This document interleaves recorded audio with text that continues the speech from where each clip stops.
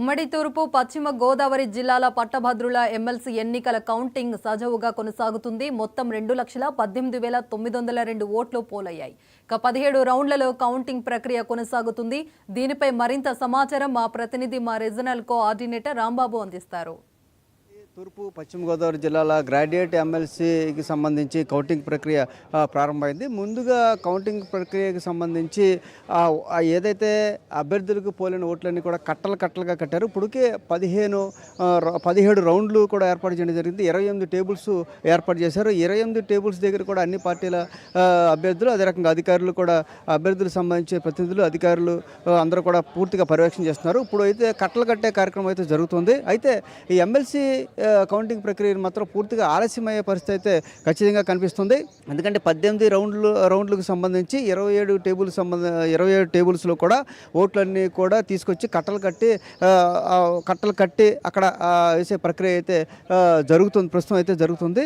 పూర్తిగా ఏదైతే మొదటి ప్రాధాన్యత, రెండవ ప్రాధాన్యత, మూడవ ప్రాధాన్యత క్రమంలో ఈ ఏదైతే కౌంటింగ్ ప్రక్రియ ఉన్న పరిస్థితి ఉంది. ఎందుకంటే అభ్యర్థులకి మొదటి ప్రాధాన్యతలో ఎక్కువ ఓట్లు మెజార్టీ ఓట్లు వచ్చినట్టయితే అభ్యర్థిని గెలిచినట్టుగా ప్రకటిస్తారు. అదే రాని పక్షంలో రెండవ ప్రాధాన్యత ఓటును కూడా పరిగణలోకి తీసుకునే పరిస్థితి. ఈ నేపథ్యంలో కౌంటింగ్ ప్రక్రియ అయితే ఆలస్యమయ్యే పరిస్థితి అయితే ఉంది. దీనికి సంబంధించి అధికారులు అయితే అన్ని ఏర్పాట్లు చేయడం జరిగింది. ఎందుకంటే దాదాపుగా 700 మంది సిబ్బందిని కూడా ఈ కౌంటింగ్ ప్రక్రియలో భాగస్వాములు చేశారు. వీళ్ళంతా కూడా షిఫ్ట్లు వారీగా కూడా వీళ్ళందరూ పనిచేసే పరిస్థితి ఉంది. అదే రకంగా బలిష్టమైన పోలీసు భద్రతా చర్యలు కూడా చేపట్టడం జరిగింది. ఎటువంటి అవాంఛనీయ సంఘటనలు జరగకుండా ఉండేందుకు సెక్షన్ 30తో పాటు ఎవరిని కూడా లోనికి అనుమతించకుండా పటిష్టమైన భద్రతా ఏర్పాట్లు అయితే చేసిన పరిస్థితి ఉంది. ఎవరైతే ఏజెంట్లతో సహా అటు అభ్యర్థులు కానీ ఏజెంట్లు కానీ పాసులు ఉన్న వారిని మాత్రమే లోనికి అనుమతిస్తున్నారు. ఎటువంటి సెల్ ఫోన్లు కూడా ఇతర గాడ్జెట్స్ కూడా లోపలికి అయితే అనుమతించలేదు. కౌంటింగ్ ప్రక్రియలో భాగంగా ఉన్న కట్టలు కట్టే కార్యక్రమం అయితే జరుగుతుంది. ఇక్కడ మనతో పాటు ఆప్ పార్టీకి చెందిన అభ్యర్థి ఇండిపెండెంట్గా కూడా ఎమ్మెల్సీగా నామినేషన్ చేశారు. ఆయన ఉన్నారు. ఆయన అడిగి తెలిసి లోపల ఏం జరుగుతుంది అనే విషయాలు అయితే తెలుసుకునే ప్రయత్నం చేద్దాం. నమస్కారం సార్, మీరు చెప్పండి, మీరు ఇండిపెండెంట్ అభ్యర్థిగా పోటీ చేశారు. లోపల అసలు ఏ ప్రక్రియ కొనసాగుతుంది?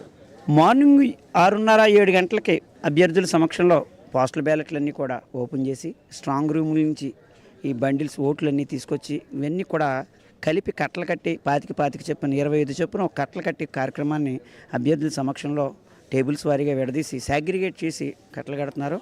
ఇది సాయంత్రం 4-5 గంటల దాకా జరిగే అవకాశం ఉంది. సో అయిన తర్వాత మొత్తం టోటల్ ఎన్ని ఓట్లు వచ్చినాయి, పోలేని ఓట్లు, కట్టలు కట్టిన ఓట్లు యొక్క టాలీ చేసుకుని వాటి యొక్క మనకి కౌంట్ అనేది డిస్ప్లే చేస్తారు. అలాగే పోస్టల్ బ్యాలెట్లతో కలిపి మొదటి రౌండ్లో 10,782 ఓట్లు కట్టలు కట్టారు. సాయంత్రం ఈవినింగ్ అవర్స్ నుంచి ఈ యొక్క మొదటి ప్రాధాన్యత ఓట్లు అనేది సాగ్రిగేట్ చేస్తారు. సాగ్రిగేట్ చేసిన తర్వాత రాత్రి 10 గంటలకు మొదటి రౌండ్ ఫలితాలు, అంటే మొదటి ప్రాధాన్యత సంబంధించిన ఫలితాలు 10 గంటలకు వెలువడే అవకాశం ఉంది. మొదటి ప్రాధాన్యత ఫలితాల్లో ఎవరికి విజయం దక్కపోవడం అనేది చాలా మటుకి గ్రాడ్యుయేట్ ఓట్లలో జరుగుతూ ఉంటుంది. కనుక ద్వితీయ ప్రాధాన్యత ఓటుకి వెళ్ళినట్టయితే రేపు మార్నింగ్ కల్లా ద్వితీయ ప్రాధాన్యత ఓటు అనేది జరిగే అవకాశం ఉంది. కాబట్టి ఈ రౌండ్స్లో చాలామంది ఎలిమినేట్ అవుతూ ఉంటారు. ఈ ప్రాసెస్ అనేది చాలా సంక్లిష్టమైనది కనుక దీన్ని సుదీర్ఘ సమయం తీసుకుంటుంది. కాబట్టి 3 షిఫ్ట్లో ఈ పనిచేయడానికి అధికార యంత్రాంగం బాగా ఏర్పాట్లు చేసుకుని లోపల ఎన్ని టేబుల్స్ ఏర్పాటు చేశారు? 17 టేబుల్స్ కట్టలు కడుతున్నారు కదా, ఒక కట్టకి ఎన్ని ఓట్లు చొప్పున? 25 చొప్పున ఒక కట్ట కడుతున్నారండి. ఇలా 25 చొప్పున ఒక కట్టలు కట్టిన తర్వాత సాయంకాలం 5 తర్వాత మొదటి ప్రాధాన్యత ఓట్లు అనేది సాగ్రిగేట్ చేయడం మొదలెడతారు. అలా సాగ్రిగేట్ చేసి 10-12 గంటలకల్లా మొదటి ప్రాధాన్యత ఓట్లో ఫలితం వెలువడితే డిక్లేర్ చేస్తారు. లేనప్పుడు దాని మీద మొదటి ప్రాధాన్యత ఓట్లు వచ్చిన వారిని కొంతమందిని ఎలిమినేట్ చేసి తక్కువ ఓట్లు వచ్చిన వారిని ద్వితీయ ప్రాధాన్యత ఓట్లకు వెళ్తారు. ఇది అనేది సుదీర్ఘ ప్రక్రియ. ఈ ప్రక్రియ కూడా ఈ రాత్రికే మొదలయ్యే అవకాశం ఉందండి. కనుక మొదటి ప్రాధాన్యత ఓట్లో తేలిపోతే ఫలితం ప్రభుత్వం మీద అనుకూలమా వ్యతిరేకమా అని తెలుస్తుంది. కానీ ఈ సంక్లిష్టమైన గ్రాడ్యుయేట్ ఎన్నికల నాడిని ఎవరో పట్టుకోలేని పరిస్థితి అండి. కదా ఇది ప్రభుత్వానికి రెఫరెండంగా భావించాలి. ఎన్నికలు ఎంత సమయం పట్టే ఉందని మీరు భావిస్తున్నారు? సార్, రౌండ్ ఈ లెక్క వేయడం అయితే అండి 4-5 గంటల్లో మొదటి ప్రాధాన్యత ఓట్లు లెక్క ఇచ్చేయచ్చు. రెండవ ప్రాధాన్యత ఓట్లు కూడా 4-5 గంటలు, అంటే మ్యాక్సిమం 6 అవర్స్ కల్లా అయిపోద్దండి. కానీ ఇలా సాగ్రిగేట్ చేయడమే టైం పడుతుందండి. సాగ్రిగేషన్ అనేది చాలా కష్టమైన ప్రక్రియ అండి. 35 మంది అభ్యర్థులకి బాక్సుల్లో వేయాలి, వేసిన తర్వాత ఎవరికి ఎండు వచ్చి విడదీయాలి, ఇలా చేసి నిరంతరం 3 షిఫ్ట్లో 600 మంది పనిచేస్తున్నట్టుగా మనకి, అలాగే జేసీ గారు, కలెక్టర్ గారు లేదా డిఆర్ఓలు వీళ్ళందరూ నిరంతర పర్యవేక్షణ జరుగుతుందండి. ఇలా సాగ్రిగేట్ చేయడమే టైం కాదండి, కౌంట్ చేయడం పెద్ద కష్టం కాదని నా అభిప్రాయం.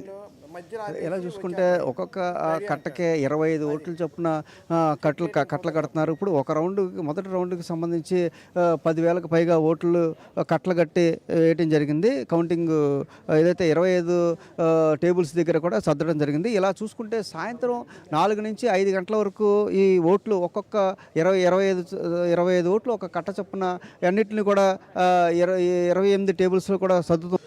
ఈ ప్రక్రియ ఎలా లోపల కొనసాగుతుందని ఆపు పార్టీ తరపున ఇండిపెండెంట్గా పోటీ చేసిన కాళ్ళూరు కృష్ణమోహన్ అంటున్నారు.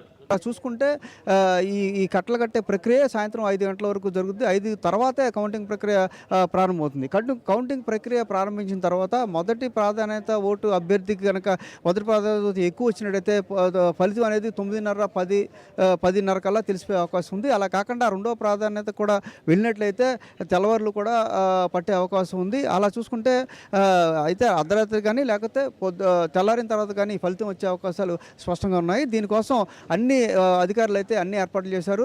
ఏదైతే 17 రౌండ్లలో ఈ కౌంటింగ్ ప్రక్రియ అయితే ప్రారంభమైంది. 28 టేబుల్స్ ద్వారా ఈ 17 రౌండ్లో ఈ ప్రక్రియ ప్రారంభం కానిది. మొత్తంగా చూసుకుంటే ఎమ్మెల్సీకి సంబంధించి రాత్రి మొదటి ప్రాధాన్యత అయితే రాత్రి 10 లోపు, అదే కనుక రెండో ప్రాధాన్యతకి వెళ్తే తెల్లవారుజామున కానీ రేపు కానీ ఫలితం వెలువడే అవకాశం అయితే ఉంది.